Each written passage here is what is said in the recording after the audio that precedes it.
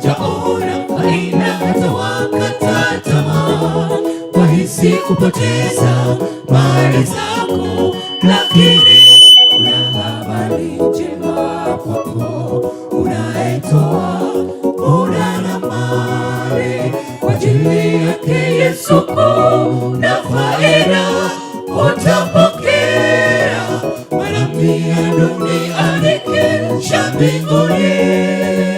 Uzima wa milele upo kwa ajili yetu, hivyo tufanye kazi ya Bwana kwa moyo, taji zetu ngoje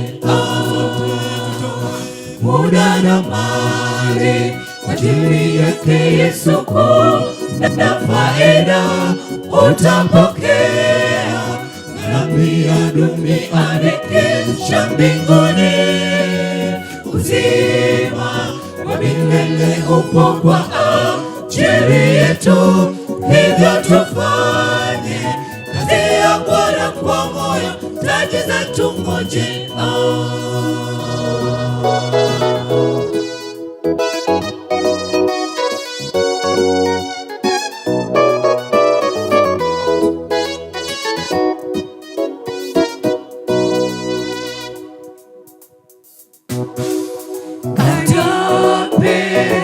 wajibu wetu kutumika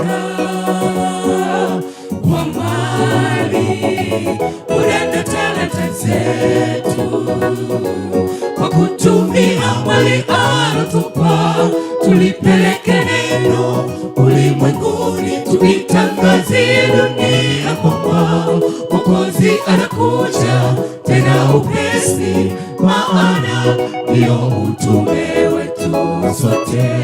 Hivyo tutoe muda na mali kwa ajili yake Yesu, kuna faida utapokea mara 100 duniani kisha mbinguni.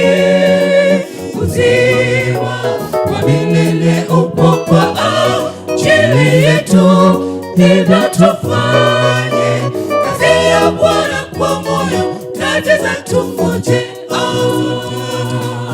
muda na mali kwa ajili yake Yesu, kuna faida utapokea mara 100 duniani kisha mbinguni. Uzima wa milele upo kwa ajili yetu, hivyo tufanye kazi ya Bwana kwa moyo, taji zetu ngoje muda na mali kwa ajili yake Yesu, kuna faida utapokea mara 100 duniani kisha mbinguni. Uzima wa milele upo kwa ajili yetu, hivyo tufanye kazi ya Bwana kwa moyo, taji zetu ngoje